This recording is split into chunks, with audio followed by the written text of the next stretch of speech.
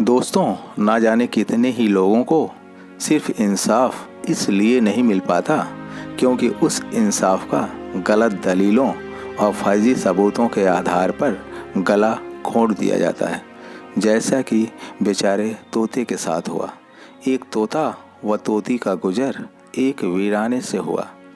वीराने को देखकर तोती ने तोते से कहा, किस कदर वीरान गांव है। तोते ने कहा, ऐसा जान पड़ता है कि यहाँ से किसी उल्लू का गुजर हुआ है। जिस वक्त तोता व तोती बातें कर रहे थे, ठीक उसी वक्त वहाँ एक उल्लू भी बैठा हुआ था। उसने तोते व तोती से बोला कि तुम लोग परदेसी लगते हो। आज रात तुम लोग मेरे मेहमान बन जाओ, मेरे साथ खाना खाओ। उल्लू के प्रेम निमंत्रण को तोते का जोड़ा मना न कर सका और उन्होंने उल्लू की दावत कबूल कर ली। खाना खाकर उन्होंने जैसे ही जाने की इजाज़त चाही, वैसे ही उल्लू ने झट से तोती का हाथ पकड़ लिया और बोला, तुम कहाँ जा रही हो। तोती बोली, छोड़ो मेरा हाथ, यह भी कोई पूछने की बात है। मैं अपने पति के साथ वापस जा रही हूँ। उल्लू यह सुनकर ठहाके लगाकर हंसा और कहा कि तुम यह क्या कह रही हो, तुम तो मेरी बीवी हो। तोता व तोती दोनों उल्लू पर झपट पड़े और गर्मा गर्मी शुरू हो गई। दोनों में जब बहसो तकरार ज़्यादा बढ़ गई और कोई रास्ता न निकलते देख उल्लू ने तोते को एक सुझाव देते हुए कहा, ऐसा करते हैं कि हम तीनों अदालत चलते हैं और अपना मुकदमा मजिस्ट्रेट के सामने पेश करते हैं। अदालत का जो फैसला होगा वो हमें कबूल होगा।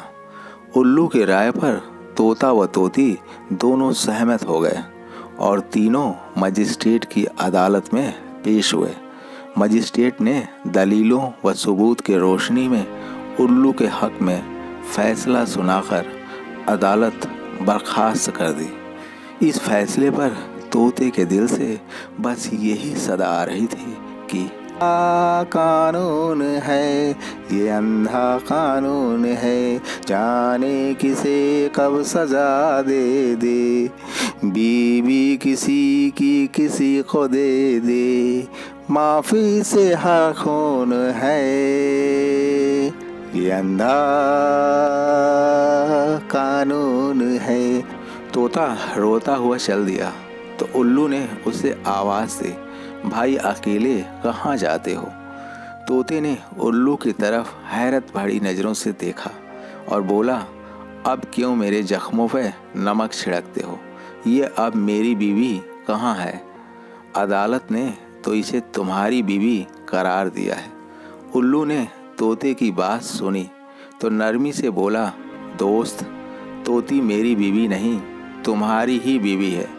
मैं तो तुम्हें सिर्फ ये बताना चाहता था कि बस्तियाँ उल्लू वीरान नहीं करते। बस्तियाँ तो तब वीरान होती हैं जब उनसे इंसाफ उठ जाता है। कहानी का मेरिट ये है फ्रेंड्स कि अगर हम स्वार्थ, चोरी, बेईमानी की भावना से ऊपर उठकर अपने लबों पर मुस्कान और दिल में ईमान लाएं तो शायद हमें किसी भी अदालत का दरवाज़ा खटखटाने की ज़रूरत नहीं पड़ेगी। इस भावना के साथ मैं अपनी वाणी को विराम देता हूँ। आपका दिन शुभ हो। जय हिंद, जय भारत।